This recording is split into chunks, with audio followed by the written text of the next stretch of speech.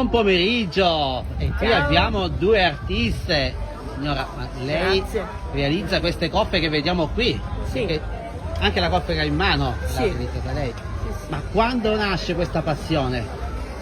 Nasce, penso che ognuno di noi abbia una creatività all'interno che poi si sviluppa, diciamo, da pensionata, ecco.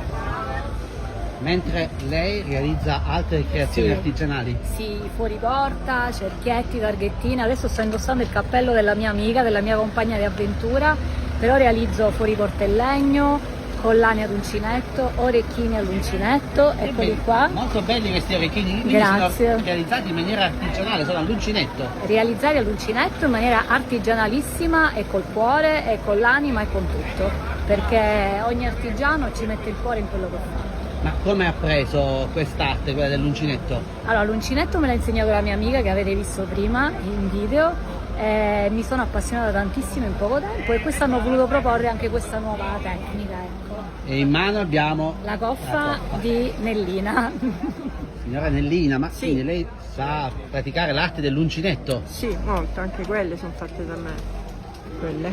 Ma ha iniziato da piccola con Da l'uncinetto? piccola, sì, ho imparato da sola. Poi ho tralasciato perché ho lavorato, ho avuto i bambini da crescere, quindi poi nel tempo mi sono dedicata a quest'arte. Quindi realizza anche questi cappelli. Cappelli. Ma che materiale utilizza? Sono delle trine, diciamo, delle trine. Compro i cappelli e poi li adorno secondo la mia creatività.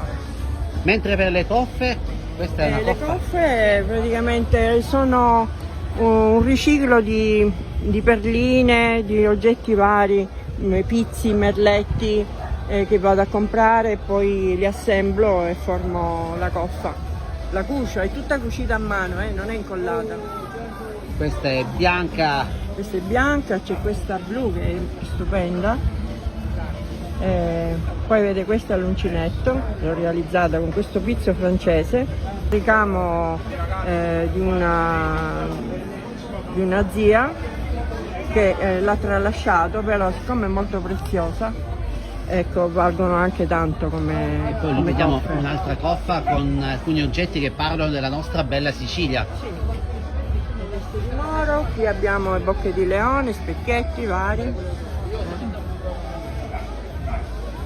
Qui invece troviamo Ritolgo. tanti fuori porta. Allora, questi Vanno di sono- moda oggi? Questi sono i miei fuoriporta, sì, vanno molto di moda e tra l'altro io li personalizzo, in questo caso ho scritto Casa Dolce Casa, però si può scrivere ciò che si vuole, insomma il cognome, il nome degli abitanti della casa. Poi i miei portachiavi in feltro che comunque cucio a mano, i miei Danaz.